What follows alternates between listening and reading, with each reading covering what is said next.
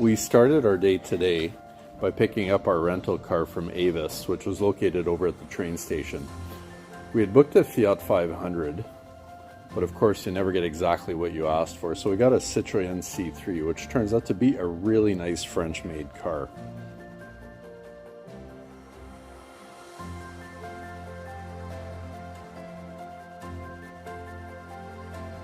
From Lisbon, we headed south towards a city called Setubal, which is on the northern side of a strait that you would cross while heading south.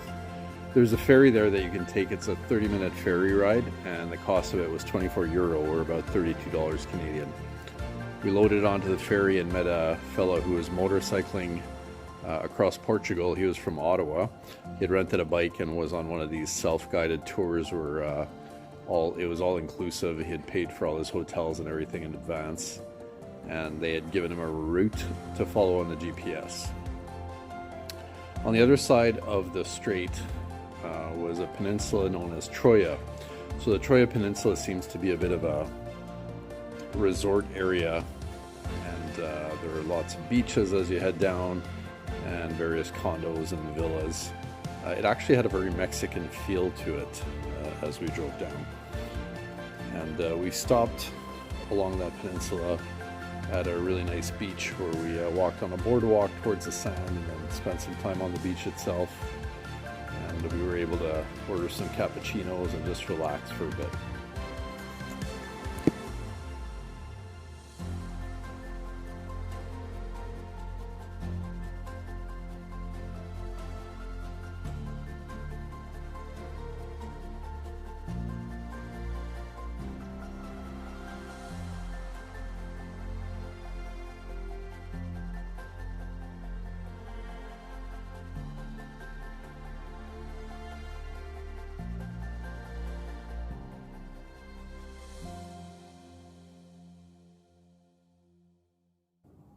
Once we were done that, we hopped back in the car and headed south towards Sines, which is a sort of another small coastal town where we stopped at a grocery store to pick up a few items for lunch.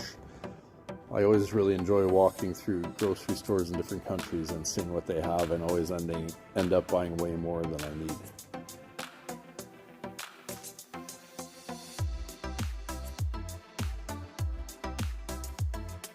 After we bought all our groceries, we headed towards the boardwalk in Sines and sat down on a bench to enjoy our lunch. Once we finished that, we did a bit of a workout because you got to burn off all these calories that we've been consuming, especially because we're just sitting in a car all day.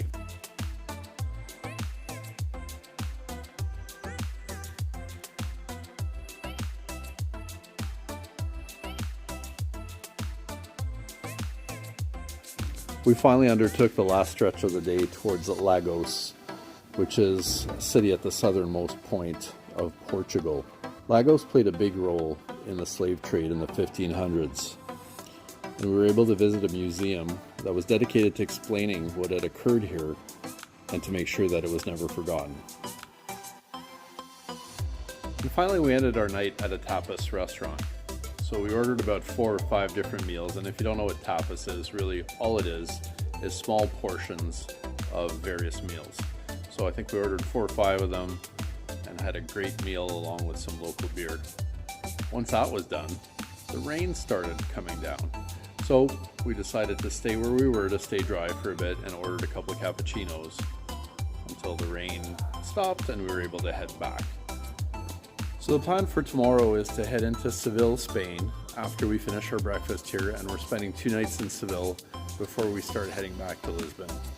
And unfortunately after that, we'll have to head back home, and I'll probably have to shovel my driveway.